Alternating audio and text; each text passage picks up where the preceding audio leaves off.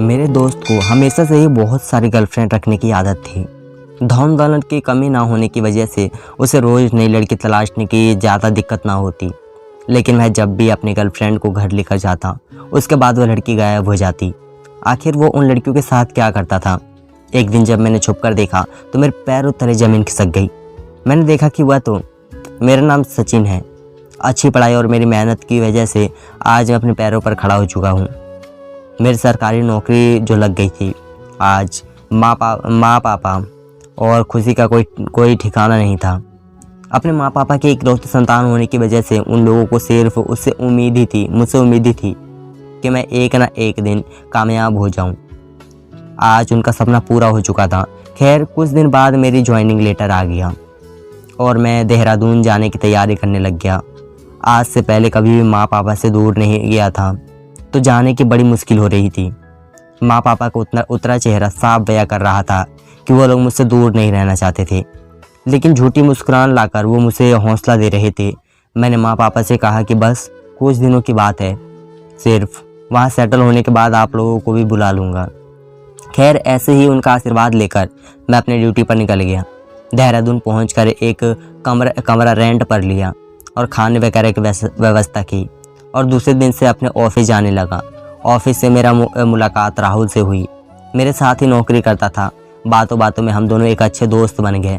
एक दिन राहुल ने अपने घर मुझे डिनर पर बुलाया। पहले तो मैंने मना कर दिया, लेकिन फिर एहसास हुआ कि इतना अच्छा दोस्त है, हर बात एक दूसरे से शेयर करते हैं, तो मुझे जाना चाहिए। वहाँ जाकर मैंने देखा कि राहुल का घर किसी महल से कम नहीं था। राहुल के घर में रामू नाम का एक नौकर था जो खाना वगैरह बनाता था और राहुल के पास ही रहता। राहुल ने बताया कि उसके माँ बापा उसके बचपन से ही गुजर चुके थे। गांव में उसके पास बहुत सारी ज़मीन थी जो उसने किराए पर दे रखी थी और ख़ुद यहाँ सरकारी नौकरी करता है। खैर, खाना वगैरह खाकर मैं घर पर आ गया और सोचने लगा कि इतना अमीर आदमी फिर भी कितना अच्छा है। राहुल में ज़रा भी घमंड नहीं था। मुझे उसकी दोस्ती पाकर बहुत अच्छा लगा। एक दिन ऑफिस में मुझे पता चला कि उसकी गर्लफ्रेंड भी है। मैंने उसके साथ मजाक करते हुए कहा कि कब कर रहे हो शादी? उसने यूं ही बात टाल दिया। अब तो मैं राहुल ऑफिस के बाहर ही साथ रहने लगे, घूमना फिरना, मस्ती करना। कभी कभार मैं राहुल के घर भी रुक जाता था। इन सब के बीच मुझे राहुल की एक आदत का पता चला। राहुल को बहुत सारी गर्लफ्रेंड रखने की आदत थी। जब एक के साथ मन भर जाता तो वह दूसरी को फंसा लेता। इतना धन होने की वजह से उसको यह सब करने में ज़्यादा मुश्किल नहीं होती थी। मुझे राहुल को काफ़ी बार समझाया कि ये गलत है, तुम प्यार के नाम पर गलत कर रहे हो। तभी उसने कहा कि यार सचिन, तुम कैसी बातें कर रहे हो? गर्लफ्रेंड रखना बुरी बात है क्या? मैंने उससे कहा कि गर्लफ्रेंड रखना बुरी बात नहीं है, लेकिन गर्लफ्रेंड सिर्फ एक होती है जिसके साथ शादी करके पूरी ज़िंदगी गुजारा जाए। लेकिन तुमने तो पता नहीं कितनी लड़कियों को फंसा रखा है। लेकिन वह मानने वाला था, बहाने बनाकर मुझे वहीं चुप करवा देता। खैर, उसके बाद मैंने भी उसे कुछ नहीं कहा और अपने काम से मतलब रखने लगा। शायद इसमें राहुल का कसूर नहीं था। वह अपने बचपन से ही अपने हिसाब से जीता आ रहा था और उसे आज तक सही गलत की पहचान करने वाला कोई नहीं मिला, तो वह बेचारा अपने माइंड से ही करेगा सब। खैर, अब समझ में आ रहा था कि जीवन में माँ बाप का होना कितना ज़रूरी है। हमारे परवरिश से लेकर संस्कारों तक उनका हाथ होना ज़रूरी है। उनका मार्गदर्शन जीवन बदलने से सबसे ज़रूरी होता है। खैर, ऐसे ही दिन निकलते गए। एक दिन राहुल का मेरे पास फ़ोन आता है और वह कहता है कि मेरी गर्लफ्रेंड मेरे घर पर आना चाहती है, इसलिए उसकी मदद कर दे। मैं घर से बाहर नहीं जा सकता क्योंकि आज मेरी थोड़ी तबीयत ठीक नहीं है, इसलिए क्या तू उसे ड्रॉप कर देगा और मेरे घर तक छोड़ देगा? तभी मैंने राहुल को मना कर दिया और कहा कि भाई देख, हमारी दोस्ती सिर्फ दोस्त तक ही सीमित रख, इन सब झमेले में मुझे मत डाल। मैं आज तक इन सब मामलों में कभी नहीं पड़ा हूँ और ना ही जानता हूँ कि गर्लफ्रेंड क्या होती है। मेरे लिए तो मेरे माँ पिताजी ढूंढ लेंगे, वही मेरे लिए गर्लफ्रेंड और पत्नी दोनों होंगी। तभी राहुल हंसने लगा और बोला कि कौन सा तुझे गर्लफ्रेंड बनाने के लिए बोल रहा हूँ? मैं तो सिर्फ यही बोल रहा हूँ कि उसे तू मेरे घर तक ड्रॉप कर दे, उसके बाद तू चला जाना, तुझे कौन रोकता है। खैर, मेरे मना करने के बावजूद भी राहुल की जिद रुकी नहीं और आखिर में मुझे हाँ बोलना पड़ा। मैं अपनी गाड़ी लेकर निकल गया और चौराहे से उसकी गर्लफ्रेंड को गाड़ी में बैठाया और राहुल के घर पर छोड़ दिया। उसके बाद मैं अपने कमरे में आ गया। शाम को फिर मेरे पास राहुल का फ़ोन आता है और वह कहता है कि यार एक और दिक्कत आ गई है, क्या तू मेरी मदद करेगा। मैंने राहुल से कहा कि आखिर बात क्या है, पहले बात तो बता, ऐसी क्या दिक्कत आ गई।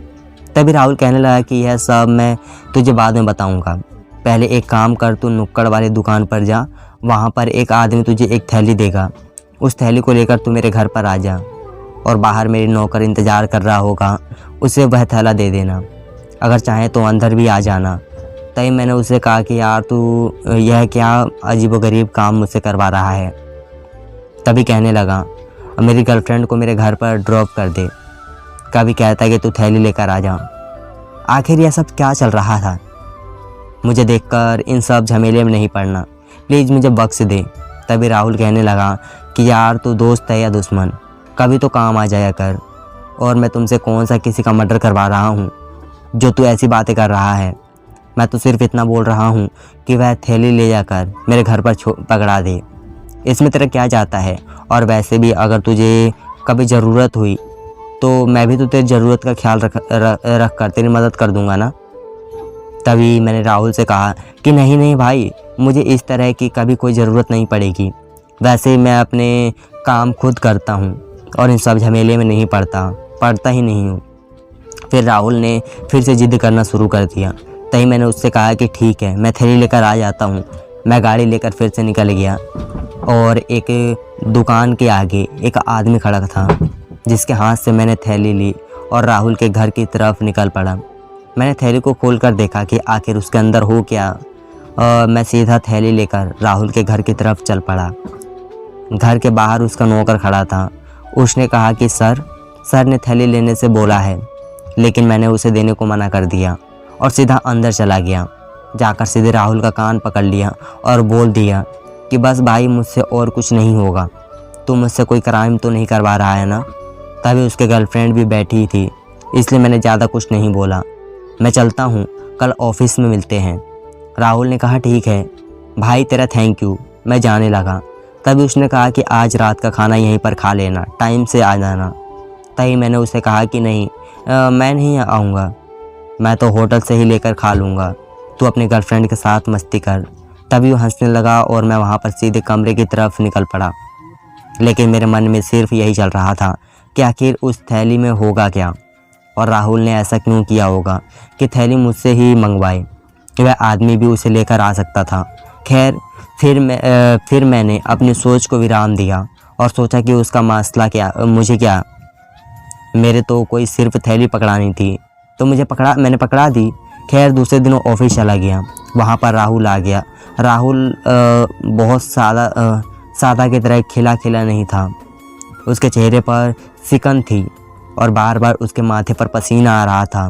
मैंने उससे पूछा कि क्या हुआ भाई, तेरे चेहरे पर 12 क्यों बजे हुए हैं, तू तो कभी इस तरह से नहीं रहता, हमेशा खिला सा रहता है, क्या तुम्हारी गर्लफ्रेंड तुझे छोड़कर भाग गई है। तभी राहुल ने मेरा हाथ पकड़ा और बोला कि यार ऐसी बातें नहीं है, क्यों मजाक बना रहा है। तभी मैंने उसे कहा कि नहीं भाई, मैं तो मजाक कर रहा हूँ, माफ़ करना, बात क्या प्रॉब्लम है। तभी राहुल बोला कि यहाँ पर तो नहीं बोल सकता हूँ, लेकिन थोड़ी देर में जब खाना खाने का टाइम होगा तभी मैं तुझे बताऊँगा कि पूरी बात क्या है। मैंने कहा ठीक है। फिर हम दोनों काम में लग गए, लेकिन राहुल के चेहरे पर वही मायूसी छाई हुई थी। उसके चेहरे पर एक बार के लिए भी में गार्डन था। उसके जाकर बैठ गया। जब तो मेरी आंखों से आंसू बह रहे थे। बार बार मैं खुद को कोस रहा था कि आखिर मुझसे क्या गलती हो गई। मैं बिना जाने पहचाने बिना उस थैली को देखे कैसे कर सकता हूँ। आखिर वो थैली मैंने ही तो लेकर जाकर दी थी।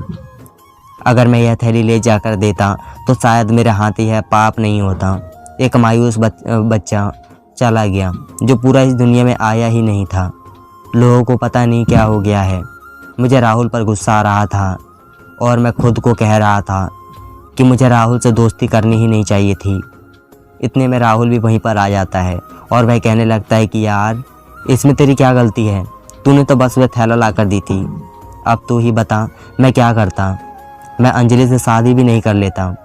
लेकिन अंजलि के परिवार वाले नहीं मानते क्योंकि मैं उनकी कास्ट का जो नहीं था। इसलिए अंजलि की पूरी ज़िंदगी ख़राब हो जाती। इसलिए बच्चा गिराना पड़ा। मैंने राहुल को ज़ोर से धक्का दे डाला और मुझसे दूर हो जा, तुम्हारा मसला था, मुझे अंदर क्यों डाला और मुझे इतना बड़ा पाप क्यों करवा दिया, मैं किस तरह पश्चात करूँगा। राहुल ने मुझे बहुत समझाने की कोशिश की, लेकिन मेरे दिमाग में तो सिर्फ यही बात जमकर बैठ गई थी कि मेरी वजह से ही बच्चा मरा है। मैंने ही वह थैली उनको ले जाकर दी थी जिसकी वजह से उसने वह उस दवाई का सेवन करके उस बच्चे को मार डाला। अब तो मेरी आंखों में आंसू बह रहे थे, पूरा शरीर पसीने से लथपथ था। मैं सीधा अपने कमरे की तरफ निकल पड़ा और जाकर पैकिंग करना शुरू कर दी। मेरे ऑफिस में फ़ोन करके मैंने कुछ दिनों की छुट्टी ली और अपने गांव जाने की तैयारी शुरू कर दी। राहुल का भी एक बार फ़ोन आ रहा था, लेकिन मैंने उसका फ़ोन नहीं उठाया और अपना फ़ोन बंद करके गांव के लिए निकल गया। गांव जाने के बाद मुझे कुछ अच्छा लगा। अपने माँ पिताजी से मैंने सब कुछ छुपाया क्योंकि मैं नहीं चाहता था कि मैं उन्हें किसी भी तरह की परेशानी हो। फिर मेरे चेहरे से उन्हें पता तो चल ही गया होगा, लेकिन उन्होंने मुझसे कुछ नहीं पूछा। शायद सोचा होगा कि मुझे कोई पर्सनल मैटर होगा जिसके बीच उन लोगों को नहीं आना चाहिए। खैर, अब मैं वहाँ सेटल होने वाला था, इसीलिए एक आधा महीने उन लोगों को भी वहीं पर बुलाने वाला था। लेकिन मेरे मन में तो इस खुशी की ज़रा भी जगह नहीं थी, क्योंकि मेरे मन में तो वही गिल्टी हो रही थी कि मैंने एक महसूस मासूम बच्चे की जान ले ली। हालांकि मेरा उसमें कसूर नहीं था, लेकिन मैं खुद को उन बातों से अलग नहीं कर पा रहा था। फिर मैंने सोचा कि क्यों ना मैं अपने माँ पिताजी को इस बारे में बात कर लूँ, शायद उनकी राय से मुझे कोई संतुष्टि मिले। इसलिए एक दिन जब हम सब लोग बैठे चाय पी रहे थे तो मैंने अपने माँ पिताजी से पूछा कि अगर कभी गलती हो जाए तो उसका पछतावा किस तरह से किया जाना चाहिए। तभी मेरे पिताजी बोले कि बेटा, यह क्या बोल रहे हो, आज तक तुमने कोई गलती काम नहीं किया तो ऐसे क्यों बोल रहे हो। फिर मैंने उन्हें सारी बात कह डाली। तभी मेरी माँ ने कहा कि हुआ तो गलत है, लेकिन इसमें बेटा तुम्हारा कोई कसूर नहीं है, तो अनजान था, तो यह तो धोखे में रखकर यह काम करवाया गया है, इसके तुम्हारी कोई गलती नहीं है। तुम अपने मन पर इस तरह का बोझ बिल्कुल भी मत रखो। खैर, अब उन लोगों की बातों से मेरे दिल को थोड़ी बहुत शांति मिल चुकी थी और मैंने जैसे तैसे उन बात को भुलाने की कोशिश की। थोड़ा समय ज़रूर लगा, लेकिन मैं उस सब को अपने दिमाग से निकाल लिया। अब जो मैंने छुट्टी ली थी वह भी पूरी हो चुकी थी। मुझे वापस देहरादून के लिए निकलना पड़ा था, इसलिए मैं अपना बैग पैक करके देहरादून के लिए निकल गया। फिर वहाँ जाकर मैंने कुछ दिनों तक राहुल की बातचीत बंद कर दी, लेकिन राहुल कहाँ मानने वाला था। वह रोज़ मेरे कमरे के बाहर चक्कर काटने लगा और मुझे मनाने लगा। फिर मुझे भी उस पर दया आ गई और मैंने उसके साथ बातचीत शुरू कर दी। लेकिन मैंने मन में विचार किया कि आज के बाद मैं कभी राहुल के घर नहीं जाऊंगा, ना ही उसका कोई कहना मानूंगा। सिर्फ दोस्त है तो ऑफिस तक दोस्त रखूंगा। खैर, मेरी यह वह चलने कहाँ देने वाला था। कुछ दिन ऐसे ही निकले। राहुल तो अपनी नई गर्लफ्रेंड को घर पे ले जाने लगा। मुझे बहुत ही चिढ़ होती थी, क्योंकि मुझे तो यह सब बिल्कुल भी पसंद नहीं था, लेकिन मैं कर भी क्या सकता था। लेकिन कुछ दिनों के बाद मुझे एक अजीब सी हरकत होनी शुरू महसूस हुई। राहुल जब भी अपनी गर्लफ्रेंड को अपने घर पर लेकर जाता, उसके बाद वह गर्लफ्रेंड उसके घर से बाहर नहीं आती थी। आखिर राहुल उसे कहाँ गायब कर देता था। दरअसल यूँ हुआ कि मैं जिस कमरे पर रह रहा था, उसके मालिक ने वो बेच दिया था, जिसकी वजह से मुझे वह छोड़ना पड़ा। लेकिन उसी के बाद मुझे राहुल के घर के बिल्कुल सामने ही एक कमरा मिल गया, जिसमें सिर्फ मैं अकेला ही रहता था और काफ़ी अच्छी फैसिलिटी भी थी। राहुल ने मुझे बहुत बोला कि तू मेरे ही घर पर आकर रह सकता है, लेकिन मैंने उसके घर पर रहने से मना कर दिया। और वजह सिर्फ वही थी कि राहुल रोज़ नई गर्लफ्रेंड को घर पर लेकर आता था, जो मुझे बिल्कुल भी पसंद नहीं था। लेकिन मैंने राहुल के घर के सामने ही एक अच्छा कमरा देख लिया और वहीं पर रहने लगा। मेरे कमरे से राहुल के घर की तरफ नज़ारा दिखाई देता था। मैं वर्क करते समय खिड़की पर बैठता था और देखता कि राहुल लड़की को घर के अंदर लेकर जाता है, लेकिन शाम होते राहुल अकेले ही घर से बाहर निकलता और वह लड़की घर से बाहर नहीं निकलती थी। राहुल के घर के बाहर कैमरे भी लगा था और मैं भी जिस कमरे में रहता वहाँ भी कैमरे लगा हुआ था। जहाँ मुझे अजीब सा शक होने लगा कि राहुल के घर में लड़की जाती तो है लेकिन आती नहीं। तो मैंने अपने कैमरे खंगाले। मुझे लगा कि शायद मेरी नज़रों में ही ना आती होगी, क्योंकि मैं तो बाहर ही चला जाता हूँ या फिर कोई और काम में लग जाता हूँ, जिस वजह से वह लड़की चली जाती होगी। लेकिन पूरा कैमरा तलाश करने के बाद हर रोज़ वही होता कि लड़की आती सही लेकिन जाती नहीं। अब तो मुझे अजीब सा लगने लगा था कि आखिर वह लड़कियाँ कहाँ जाती कहाँ हैं। हर रोज़ नई लड़की का आना और उसके गायब हो जाना मेरे तो बिल्कुल समझ से बाहर हो रहा था। मैंने इस बारे में राहुल से बात की, लेकिन राहुल ने इस बारे में कोई बात नहीं बताई। वह कहने लगा कि मुझे खुद नहीं पता, क्योंकि मैं तो शराब पीकर इस कदर सो जाता हूँ, जब उठता हूँ तो वह नहीं होती है। अब तो मुझे पूरा शक होने लगा था कि राहुल कुछ गड़बड़ कर रहा है। ऐसा कैसे हो सकता है कि एक दिन मैंने सोचा कि क्यों ना राहुल के घर पर जाकर ही पता किया जाए। यही सोचकर मैं एक दिन राहुल के घर में छुप कर बैठ गया। कुछ ही घंटों बाद राहुल एक नई लड़की के साथ लेकर घर में आता है और उसके साथ बड़ी ही प्यारी बातें करता है और उसे कहता है कि तुम मेरी ज़िंदगी हो यार। मुझे तो उसकी बातों में हंसी आ रही थी, क्योंकि वह तो हर लड़की को ऐसी बोलता है। लेकिन मेरा मकसद तो केवल यह जानना था कि आखिर लड़की गायब कैसे होती है, इसलिए मैंने वहीं पर छुप कर बैठा रहा। कुछ देर बाद वह लड़की किचन की तरफ देखती है तो उसे किचन की तरफ से कोई धीरे धीरे की आवाज़ सुनाई देती है और कुछ महसूस होता है जैसे मानो उसे कोई बुला रहा है। लड़की उठकर किचन की तरफ चली जाती है और थोड़ी देर के बाद 2 गिलास में शराब लेकर आती है और वह शराब जब राहुल पी लेता है तो राहुल बेहोशी की हालात में चला जाता है और वह लड़की फिर से किचन में जाती है। लेकिन काफ़ी देर मैंने इंतज़ार किया, 1 घंटे तक मैंने देखा, लेकिन वह लड़की किचन से बाहर नहीं आई। अब तो मुझे अजीब सा लगने लगा। जैसे मैं जल्दी उठ के किचन की तरफ जाकर देखने लगा। वहाँ जाकर मैंने जो देखा उसे देखकर तो मेरी हालात ख़राब हो गई। मेरे तो रोंगटे खड़े हो गए। मैंने देखा कि राहुल का नौकर एक लड़की के साथ गलत हरकत कर रहा था। अब मुझसे रहा नहीं गया। मैंने जाकर उस नौकर को एक तमाचा जड़ दिया और उस लड़की को वहाँ से छुड़ाया। मैंने रामू नौकर को वहीं पर बांधकर छोड़ दिया और जैसे तैसे डॉक्टर को बुलाकर राहुल का नशा उतारा और उसे होश में लेकर आया और राहुल से पूछा कि आखिर यह सब हो क्या रहा था। तभी राहुल ने कहा कि मुझे क्या पता क्या हो रहा है, मैं अब बेहोश था ना। और फिर वह कहने लगा कि रामू भैया तो इस तरह बांध क्यों रखा है, आखिर यह सब हो क्या रहा है। तभी उस लड़की से पूछा तो वह कहने लगी कि इस नौकर ने मुझे बोला था कि तुझे शरबत में नशा मिलाकर दूँ, लेकिन मैंने उतना बड़ा सच रामू के मुंह से जानना ज़रूरी नहीं समझा। मैंने रामू पर चिल्लाते हुए पूछा। तभी रामू ने हाथ जोड़ लिया और कहने लगा कि जब से मुझे पता चला कि राहुल सर रोज़ नई नई लड़कियों को घर पर लेकर आते हैं तो मेरे अंदर भी हवस जागने लगी। लेकिन मुझे गरीब और गंदी शक्ल वाले को कौन गर्लफ्रेंड बनाती। लेकिन मेरे मन में एक पाप जग गया। मैंने ऐसी हरकतें को अंजाम देना शुरू कर दिया। जब सर के साथ लड़कियां बैठी होती तो मैं एक बड़े से पेज पर लिख लेता कि यह तुम्हारी जान ले लेगा। यह रोज़ ऐसा करता है। और वह लड़की ऐसा पढ़कर किचन में आ जाती कोई बहाना लेकर तो उसे कह देता कि यह हर रोज़ लड़कियों को यहाँ पर लाता है और उसे जान से मार देता है। तो आज तुम भी शिकार होने वाली हो, इसलिए यह काम करो कि शराब में मैंने नशे मिला दिया है, तुम सर को पिला दो और वहाँ से भाग जाओ। बेचारी लड़कियाँ मेरे चुंगल में आ जाती तो सोचती कि सच में यह ऐसा करता होगा और राहुल को शराब पिला देता। जब राहुल बेहोश हो जाता तो मैं उनको ज़बरदस्ती पकड़ लेता और उसके साथ गलत करता, फिर उन्हें मारकर पीछे के दरवाजे से बने गार्डन में ज़मीन में गाड़ देता। किसी को कोई शक भी नहीं होता। अब तो रामू की बातें सुनकर मेरे पैरों तले की ज़मीन खिसक गई। इतना दिमाग कोई कैसे चला सकता है और इतनी बड़ी हरकत कैसे कर दी। उसने पता नहीं कितनी लड़कियों को आज से पहले मारा था। मैंने राहुल से ही पूछा कि क्या तुमने कभी भी अपनी गर्लफ्रेंड के बारे में पता करने की कोशिश नहीं की।